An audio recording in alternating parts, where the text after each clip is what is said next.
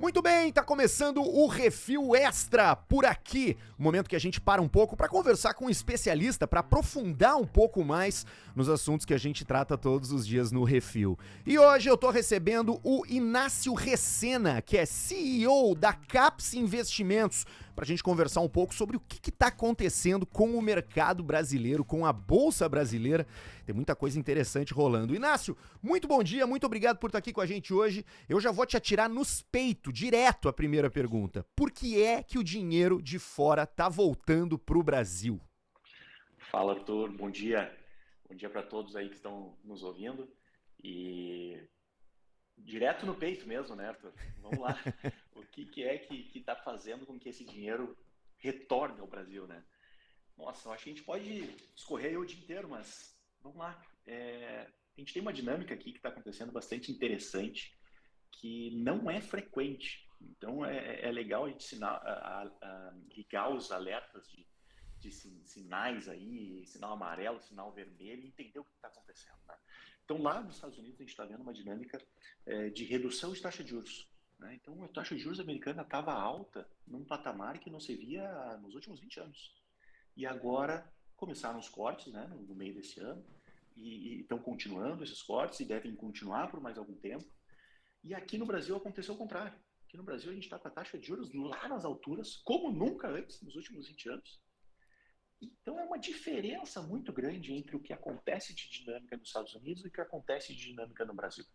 E essas relações elas vão começar a se convergir, elas vão se conectar de alguma forma. O que está acontecendo? Lá, com essa queda de juros, e aqui a expectativa da queda de juros já começou a ser falada. Então já estão falando que pode cair os juros a partir de janeiro, pode cair os juros a partir de fevereiro, de março. Quando que isso vai acontecer? Mas isso está muito quente no mercado. Então todo dia que sai uma notícia, o pessoal diz, vai sair, vai começar a cair agora, vai começar a cair depois. Né? Pois é, e aí eu tenho essa sensação que o investidor brasileiro tá com mais medo da Bolsa do que o estrangeiro. O que explica essa diferença, na tua opinião?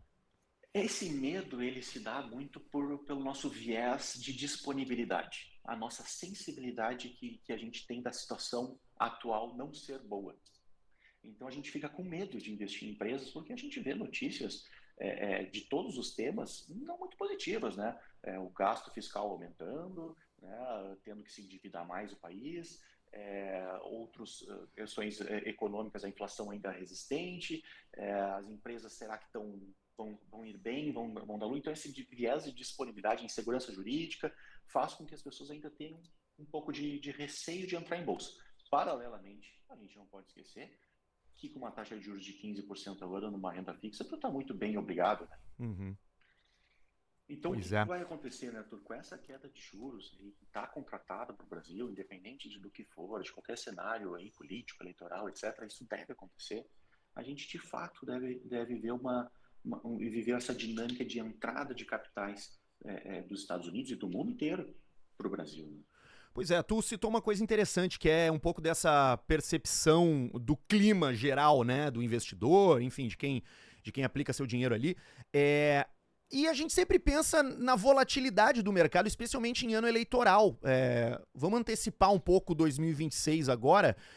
O que isso vai significar na prática para o investidor, na tua leitura para o ano que vem? Na prática, é tu ter um estômago um pouquinho mais forte, né? Eu acho que ali um sal de frutas, como é que é? Um englomezinho, isso aí vai ter que estar na mesa de cabeceira, né? Porque a volatilidade, Arthur, vai ser gigantesca, cara. Porque tu imagina, é uma eleição, acho que é das mais quentes que a gente teve nas últimas, e naturalmente um candidato e o outro vão agredir, vai ter um. Eu tenho muito medo de que o nível de discurso seja muito baixo, sabe? E a gente vá para a agressão e não para a discussão que efetivamente tem que ter, que é uma discussão estrutural, econômica, entende? Que é o cerne hoje do Brasil dar certo ou não nos próximos 4, 5, 6 anos. E tu acha que os investidores estrangeiros estão tão preocupados com essa eleição quanto a gente aqui? Eu acho que nós estamos mais preocupados com essa dinâmica aqui de eleições e o investidor estrangeiro está mais preocupado com a dinâmica de corte de juros. Né? Tá. porque isso de fato está contratado, isso vai acontecer. A gente só tem que entender o quanto. O que tem de consenso no mercado é que se for um candidato, a dinâmica ela é mais leve. Uhum. O corte vai ser de 15 para um pouquinho abaixo. Se for um outro candidato, talvez com agendas de reforma e tudo mais, essa dinâmica pode ser ainda maior. Então, esse tamanho que a gente ainda não sabe, mas é que ele vai acontecer. Então, o investidor externo está procurando a valorização desses ativos já numa situação pré-contratada. Tá? Eu tenho escutado um termo consumindo mídia de fora que se refere aos Estados Unidos como uma cassino economy. Tipo assim, economia de cassino, né? Especialmente por conta de alguns ativos menos ortodoxos que estão se popularizando, ou pelo menos aparecendo na mídia. É o Trump faturando com criptomoeda, são papéis de inteligência artificial que estão estourando e muita gente falando que aquilo pode ser uma bolha. Será que o investidor estrangeiro, especialmente o americano, ele já não tá um pouco mais vacinado com esse mercado montanha-russa, assim, onde tu não sabe muito bem o que o presidente vai falar e o jogo mudar todo em 24 horas? Belo ponto, Arthur, mas eu acho que a gente tem que fazer uma divisão entre os tipos de dinheiros, os tipos de investidores que existem. Então, tu tem um nicho de investidor que ele naturalmente, estruturalmente, historicamente, sempre procurou esse tipo de negócio. Uhum. E é o que alimenta esse tipo de negócio. Então, a bolha lá em 1998, das techs e agora de inteligência artificial, se é bolha, se não é, criptos, tem dinheiro que procura isso e sempre vai procurar. E é um volume de dinheiro que a gente não faz nem ideia do tamanho que é. Ele é um volume de dinheiro muito maior que o PIB brasileiro. Entendeu? Então é Uhum. muita grana. Mas a gente tem o dinheiro estrutural de fundos de pensão, realmente de investidores mais conservadores, que esse dinheiro, para vir para o Brasil, ele precisa de alguns pilares bem fundamentados, bem estruturados, tá?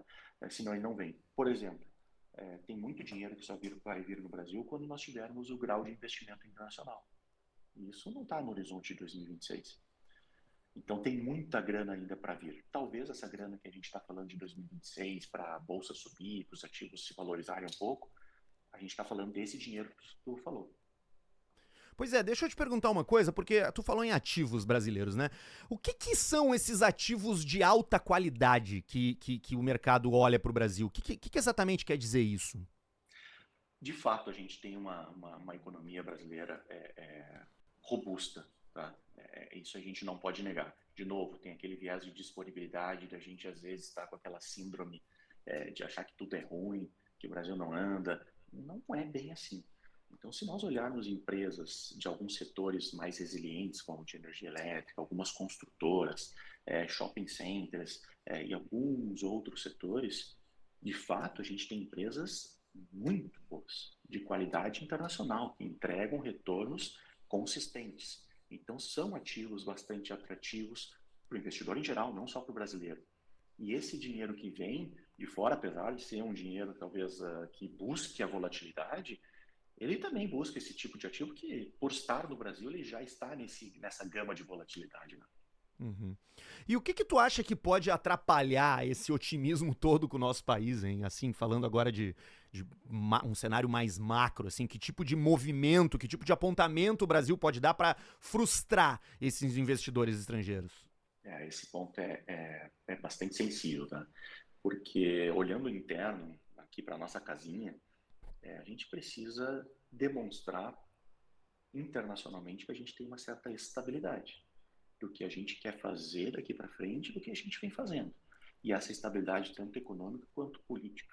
Uhum. Então, eu acho que a gente tem um cenário político e econômico muito turbulento atualmente, que a gente precisa dar uma clareza melhor.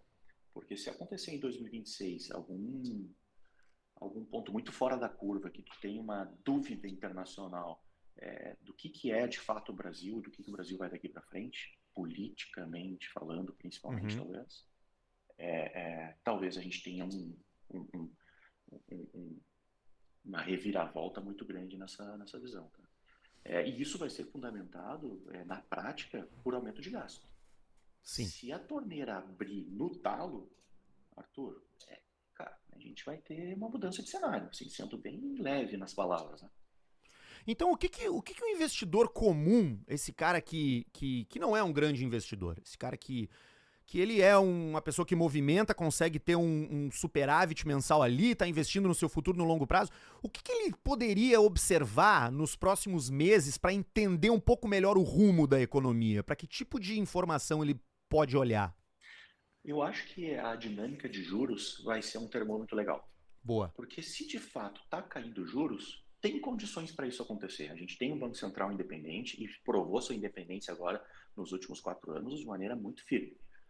De fato, se os juros continuar caindo, acho que é o belo termômetro para tu entender, ok, o Brasil está indo para um caminho que eu não preciso ter uma grande preocupação. Tá? E aí a gente tem que ter uma escolha de ativos prudente, né, de acordo com o nível de conhecimento do cliente, né, do investidor, conhecimento de sensibilidade de risco, né, porque tem aquela coisa, o cliente vai lá, preenche o seu perfil de risco, deu Uhum, arrojado. uhum. Aí tu faz meia dúzia de perguntas pro cliente, o cara é um ultra Tu vê, conservador, tu cara. vê que o cara é zero arrojado. Ele, Zero ele, arrojado. ele não bota nenhuma cueca que não seja preta ou branca, né? O cara tá zero É, arrojado. e É, aí, o não, que que é tem, aquela né? coisa, né, meu? Na hora que o avião começa a cair, não tem mais ateu, né? Não tem, cara, é isso aí. Então, essa sensibilidade tem que entender. E muitas vezes, quem consegue interpretar isso é um profissional do mercado, né?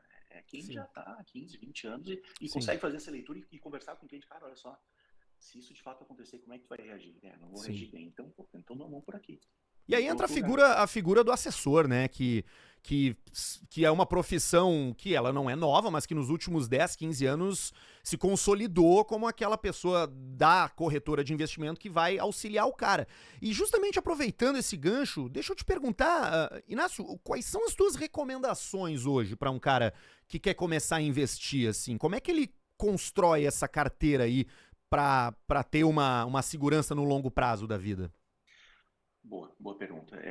Arthur, acho que o principal e a primeira pergunta que a gente enxerga, eu acho que para qualquer nível de investidor, tanto do conservador para arrojado, é como é que está a tua estabilidade financeira para o futuro.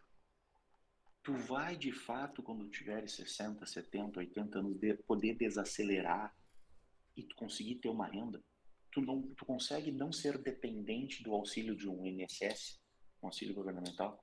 Consegue ter essa liberdade financeira? Acho que é a primeira pergunta que a gente faz. Com essa pergunta, que majoritariamente as pessoas não se planejam para o futuro, a gente consegue começar a construir essa visão de longo prazo. E aí a gente tem vários mecanismos, tem a Previdência que funciona muito bem, enfim, a gente vai colocando em pauta e vai criando essa diversificação da carteira de investimento, buscando esse primeiro objetivo. Então, o passo inicial é esse. Segundo passo, beleza, cara, vamos entender o que tu quer fazer nos próximos 5 anos da tua vida. O cara quer comprar um imóvel, eu quero viajar todo ano. Como é que eu faço isso? A gente planeja essa vida financeira Hum. dele. Senão vira bagunça, cara. Senão o cara tá pensando na aposentadoria e aí surge aqui no Black Friday, resort no Nordeste a 1.000 pila. Bora, gurizada, bora que essa é a hora. E torrou o ano inteiro da aposentadoria do cara. Então você tem que ter planejamento. Eu acho muito interessante porque eu sou de um mundo, assim, cara, que sempre olhou pros números, sempre olhou pra economia, pra matemática financeira, assim, cara, torcendo o nariz num nível, porque, meu, pra mim era uma coisa muito distante. E quando eu começo a me aproximar desse universo, eu percebo que é a coisa mais humana que existe, velho. Envolve sentimento, envolve medo, né? Envolve coisas que elas são bastante viscerais, assim. E eu me identifiquei bastante com isso que tu falou, do começar a ter. Do qual é o teu apetite, né, pra aquele movimento que tu quer fazer, porque eu comecei a prestar um pouco mais de atenção ao noticiário, assim, e comecei a fazer umas apostas aqui, ali, comprar um papelzinho diferente aqui, pô, e daqui a pouco dá certo e tal. Então, é uma coisa que pega o cara, né? Eu acho que se você se envolve com isso, assim, no nível de interesse, é tanto pro bom quanto pro ruim. O cara pode ficar um pouco mais encorajado, né, meu? Cara, é verdade. E cada vez mais se fala sobre isso, sobre a psicologia financeira, né? A Sim. relação tua com o dinheiro. E, cara, muita pesquisa está saindo aí mostrando, por exemplo, o principal problema para separações de casais: dinheiro. Ah, velho, é a maior decisão de negócio que o cara vai fazer na vida é o casamento dele, bicho. A melhor, maior e melhor ou pior escolha que ele tem, com quem É, ele vai viver não a sua tem. vida, com quem É ele vai se verdade. relacionar daqui pra frente. Agora, cara, me diz uma coisa, assim, pessoalmente, por que que tu acha que é tão difícil falar de dinheiro no Brasil? Esses tempos eu tava lendo sobre essa relação do americano com o dinheiro e é muito engraçado porque eles têm na conversa diária, por exemplo, aqui a gente fala em prestar a atenção, lá nos Estados Unidos eles falam em pay attention, né, que é pagar atenção. Aqui a gente fala, enfim, Ganhar dinheiro. ganhar dinheiro, exatamente. Lá é o time is money. Então me parece que a grana faz parte da vida do americano no nível mais comum, que é a conversa, e isso se aprofunda em camadas. Por que aqui no Brasil a gente tem tanta vergonha de dizer quanto a gente ganha, cara? Aqui culturalmente, né, nos Estados Unidos, o americano ele faz dinheiro, make money. Uhum. E aqui no É. Brasil a gente ganha dinheiro. Cara, como é que tu ganha? Ganhar é um prêmio. Um prêmio do quê? Né? De graça esse prêmio? O que tu está entregando? Então, é uma cultura diferente. Então a gente tem inicialmente esse grande gap, essa grande diferença. Mas eu acho que essa cultura ela vem por anos e anos de educação sobre o assunto. Antes tu tinha um medo de falar, tu não entendia porque tu tinha uma inflação bizarra, tu não conseguia entender o que estava acontecendo, então não conseguia nem entregar a educação, porque não tinha ninguém nem entendendo o que estava acontecendo direito para tu entregar a educação. Isso mudou. Então, hoje o que os assessores fazem, os consultores, as grandes empresas financeiras, né, grandes corretoras e bancos também, eles conseguem entregar a educação. Então a gente está mudando essa cultura através dos profissionais que não existiam há 20, 30 anos atrás. Então, acho que essa cultura a gente está mudando através da educação, cada vez falando mais. Essa nossa conversa aqui, ela é educação.